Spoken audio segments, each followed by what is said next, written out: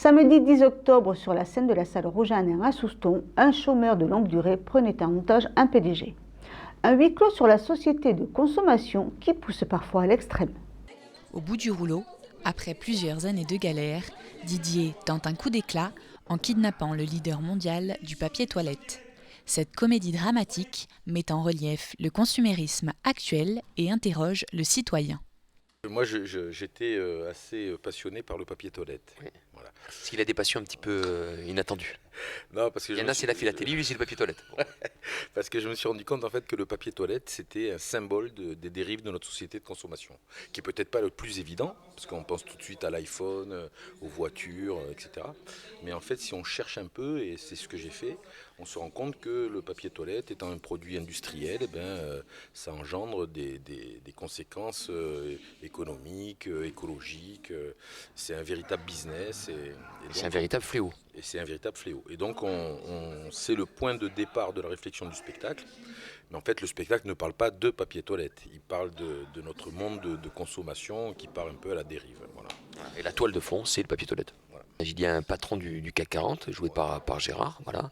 Un patron froid, cynique, qui a l'habitude, qui a une puissance et qui a l'habitude des conflits sociaux, on va dire, et puis il a un sens de la répartie, il a réponse à tout. Et puis moi je joue un personnage plus fragile, qui est un chômeur, en fait, longue durée. Il n'est pas militant plus que ça, mais la période qu'il a passée au chômage lui a permis d'avoir une révélation, une prise de conscience sur le consumérisme exacerbé, en fait, étant donné que dont il est victime. Il a été licencié à cause d'une délocalisation. Voilà. Et donc, en fait, il focalise sur ce chef d'entreprise qui va recevoir un prix, en fait. Du meilleur entrepreneur de l'année. Parce qu'il a créé un nouveau papier toilette parfumé à l'aloe vera. Et c'est de la nature que vous prenez là. Puis vous replantez toujours les mêmes arbres, alors. Vous ne refaites pas des forêts.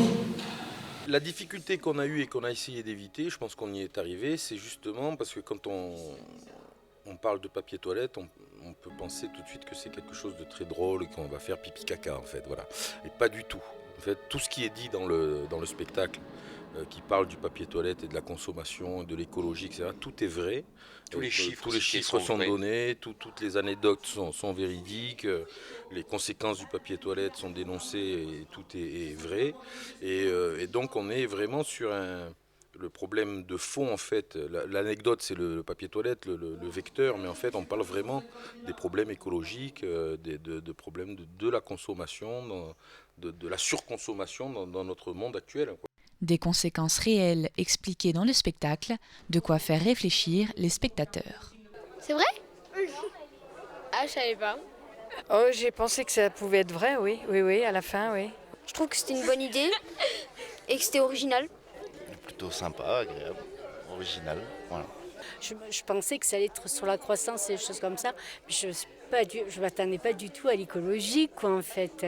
Et là, j'ai trouvé ça formidable. Ça fait réfléchir. Le thème donne à réfléchir, mais malgré tout, que ferions-nous sans papier toilette? Faire réfléchir aux conséquences de la société de consommation, mission réussie. La question est maintenant, verrez-vous toujours votre rouleau de la même façon ?